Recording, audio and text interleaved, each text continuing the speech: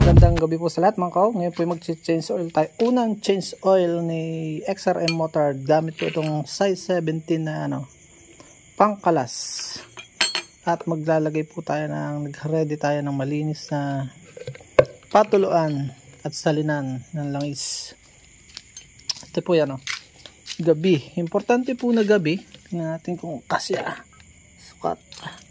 Sabi ito daw ay lang 17. Yun, nakikita ko na yung unang change oil. Didiscuss ko mamaya kung bakit. Hanapin lang natin yung lock. So nakapako na itong lock dito. So tama, dito nga siya. Dapat kalasin, dapat may sakit yan ito natin para kita.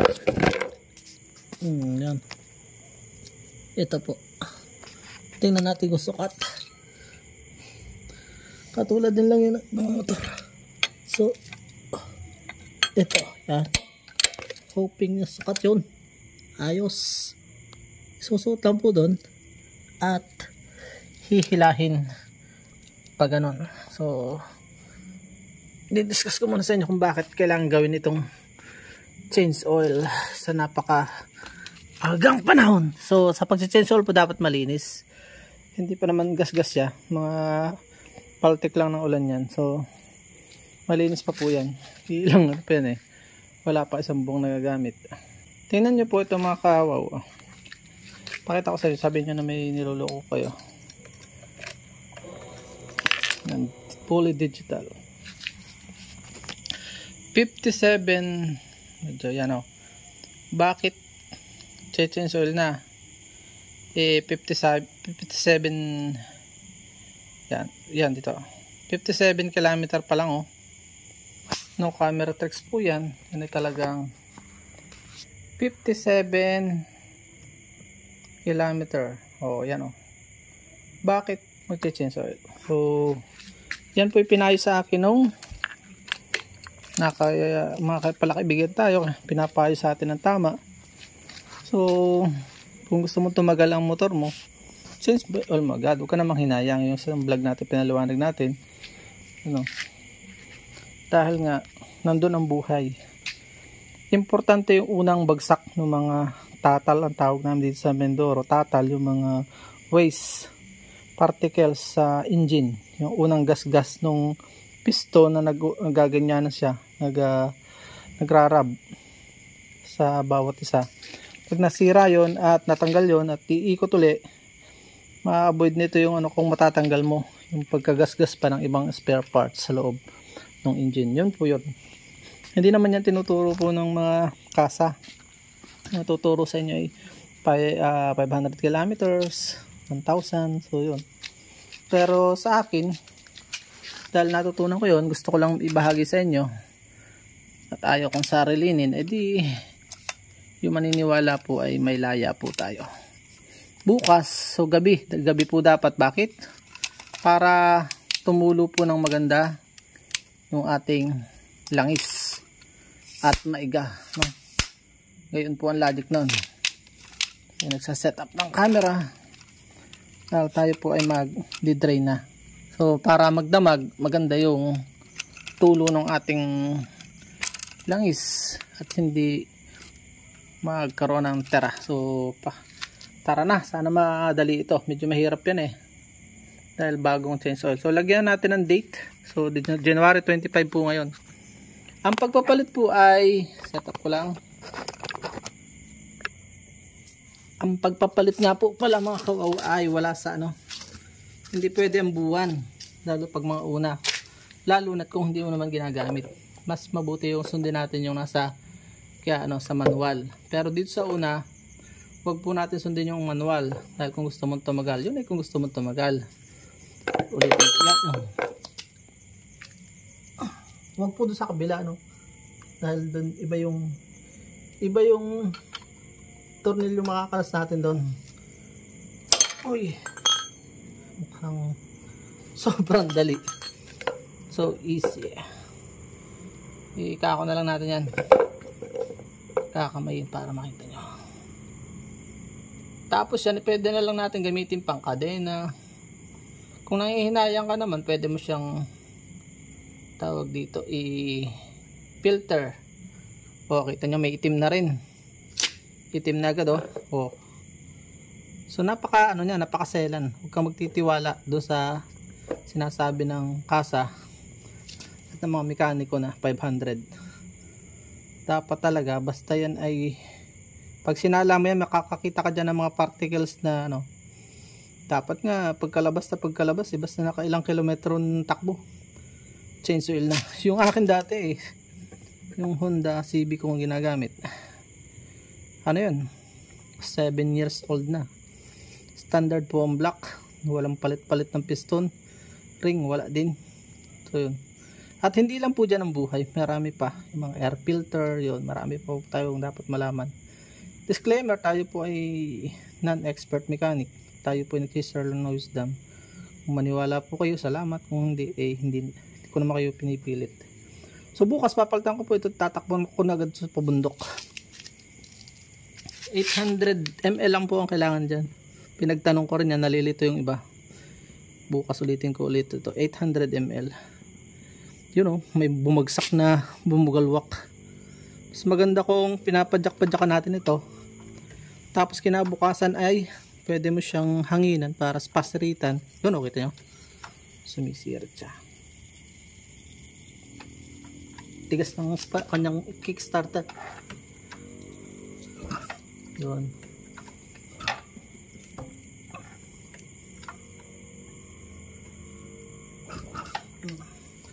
Okay na yan. Hara lang tumustos.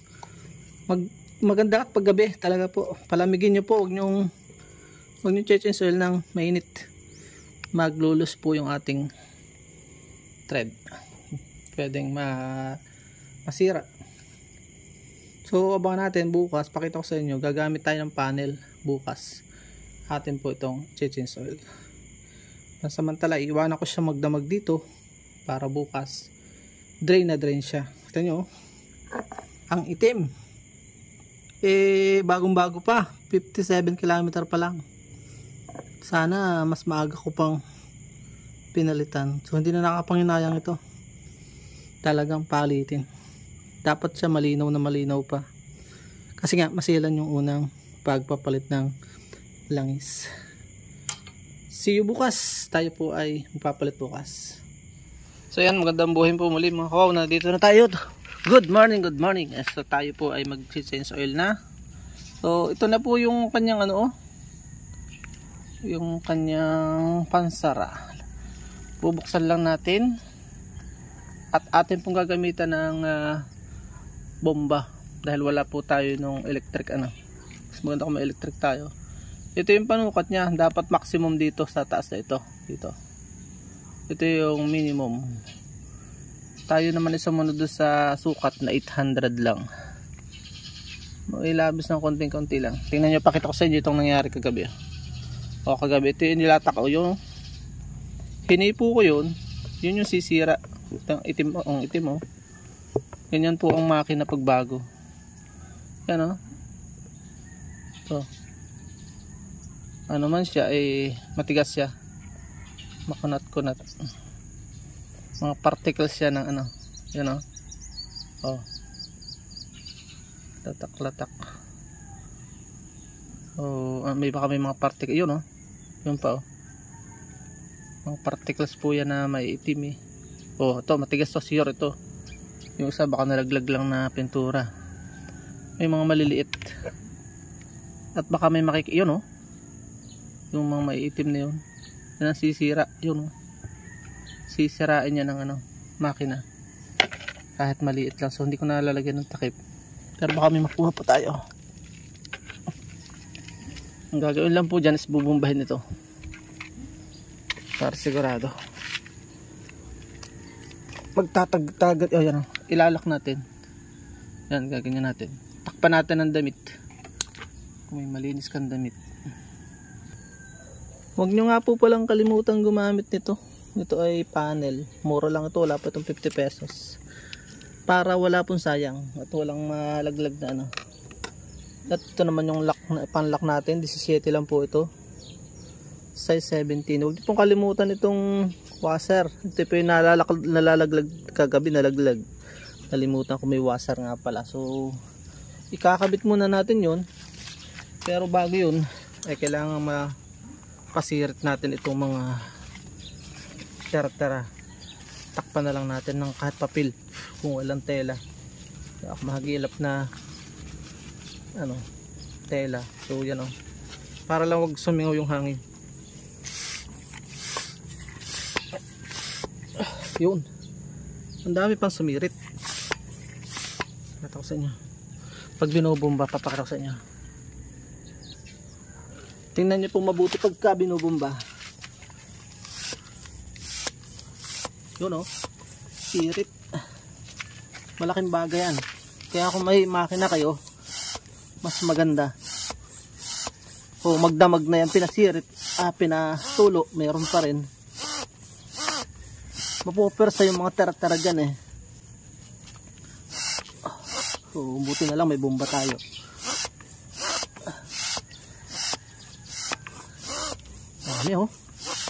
Yan ang hindi alam ng ibang mga nagche-change oil. Kaya importanteng malamig yung makina para mapasirita natin.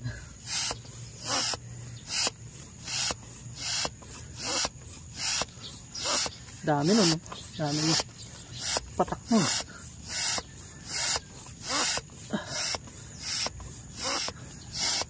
palibot para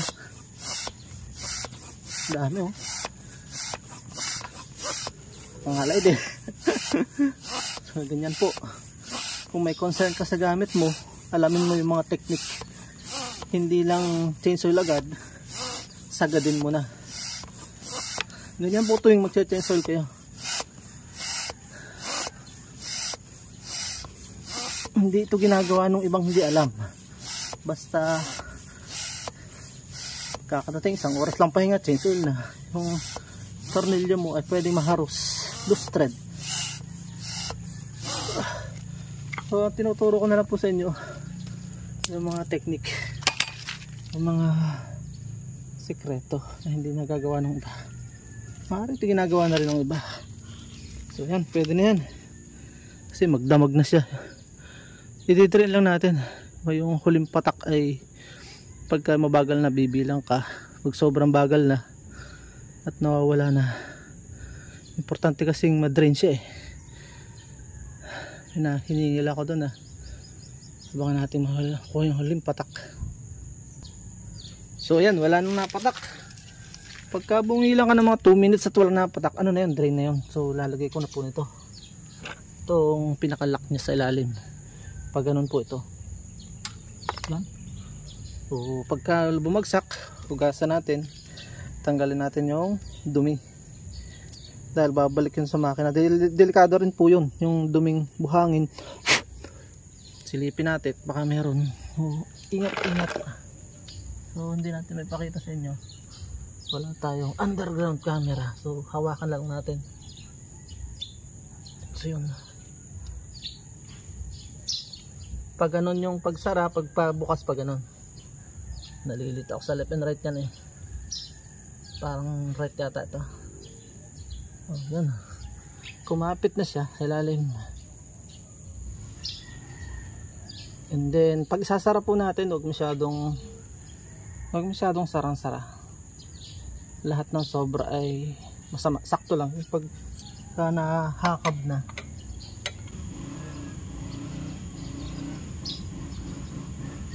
yan, papa sa inyo para hindi sayang yung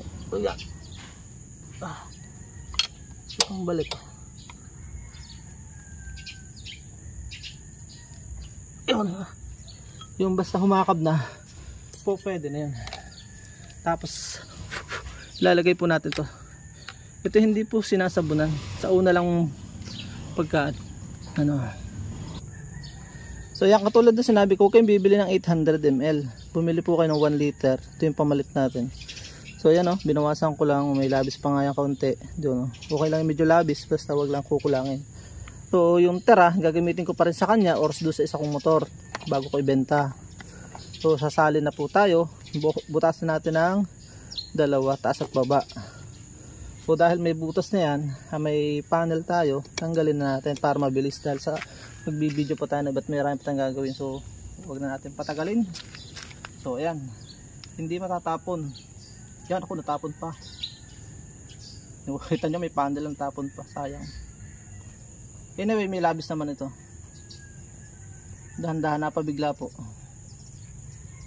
Kaya sabi ko medyo maganda yung may labis eh. So yan, okay, isang taktak lang. Sabi nga huwag excited eh. So yan, yung huling patak, ayan eh, ating iubusin, sayang, mahal lang langis eh. Sorry, nalaglag, sayang. May panel na nga yun, lalo na kung walang panel. So itaktak natin, binayaran natin yan eh. Ito naman, lagayan ko po ng mga used oil, hindi ko po ito binebenta. Kung meron po kayong ano nito, 3 sako nito, may 100 piso ka na pag nagigipit ka. So yan, maganda siya, hindi masyado mahigpit yung lalagyan. Pwede nyo po siyang gamitan ng ano, pang adjust, pero kaya ng kamay, hindi siya may ganun kahigpit dahil ano, yun lang sakto niya ano. So ang change oil niya ngayon sa sunod ay babatay ako dito sa kilometer. Huwag po kayo magbatay sa buwan. Kung naka-stock lang naman sa bahay, pwede na po ang monthly. Pero kung tumatakbo siya, magbabase ako doon sa 500 kilometers lang. Nakita ko yan, lapot agad eh. Pag bago po, sundin nyo lang every 500. Add lang ng add kayo.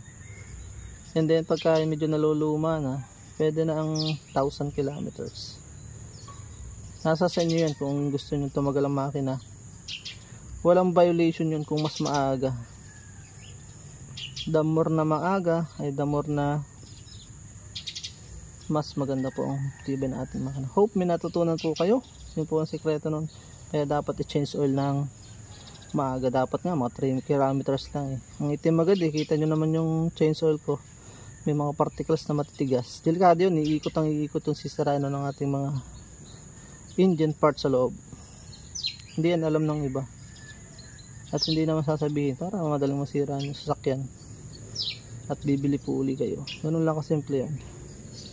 Diba na may malasakit. Ayun, may patak. Papaikot-ikutin nyo na may papatak po dyan. Yun lang. Baka mapahaba na tayo eh. Salamat sa nasubaybay sa atin. Hoping ma-monetize din po tayo. Please support all Philippine vloggers. Pakita natin sa mundo kakaisa pong lahing Pilipino. Ganun din ang pag-ano naman ito ay baligtad. Pag ganito yung pag-close. May arrow naman po dito.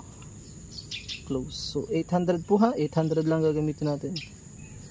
Huwag tayong gagamit ng 900. Masisira. Yung po aking Honda CBI may 900 dito nakalagay. So huwag kang gagamit ito ng 1 liter. Pag nakalagay dito 900 lang. Ito 800 lang po. Pagka kayo magbabaklas yung overhaul, gagamitan nyo siya ng 900. Yan, dami pa oh. Kaya magmadali. So ayan, tama na yun. Medyo tatanghalin tayo. So tatanggalin po natin yan ano, yung panel. Mga ilang segundo din, minuto. Oop. Pag wala nang napatak, sayang nung natapon. Buti na lang may palabis ako. So yan o, lalak po natin.